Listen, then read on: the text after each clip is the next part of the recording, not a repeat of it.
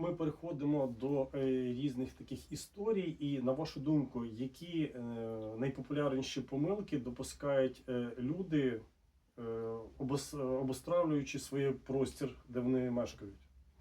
Все начинается с того, на каком месте стоит ваша будивля. У меня была такая история интересная, когда меня пригласили здесь, в Хмельницком, в определенном месте. Купили люди площадь для застройки дома. Вот.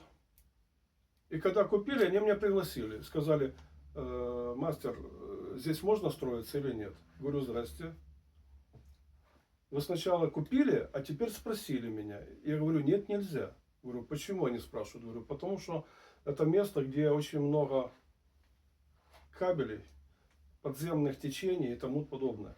Как вы узнали? Ну, опять же, это школа, это обучение. То есть мы чувствуем эти, как и все.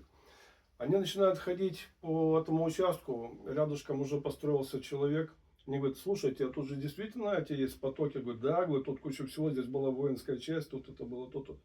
Не хватаются за голову. А что нам делать? То есть начинать нужно с того, что это за... Если неблагоприятное, поймите, Сергей, если неблагоприятное место под застройку, уже никакого фэншуй не надо. Фэншуй никакой не сработает, потому что фэншуй начинается именно с места. Если он благоприятный, тогда нужно смотреть на вход, куда он выходит вход. Или же куда выходят наши окна.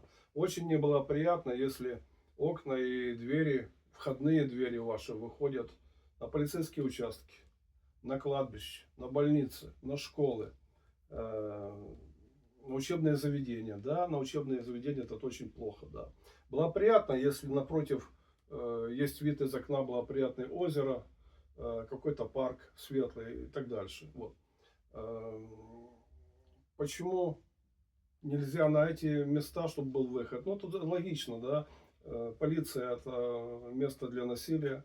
Фэншуй, больница — это место, где очень много боли. А школа, где много суеты. Вот, поэтому здесь проблематично в этом плане быть. Если говорить в частности как должна располагаться мебель, какая должна быть планировка дома, ну, почитайте эти книжки, я буду выдавать, буду издавать их, и там все это очень интересно. Потому что каждый случай индивидуален, и общих правил не существует просто, Сереж.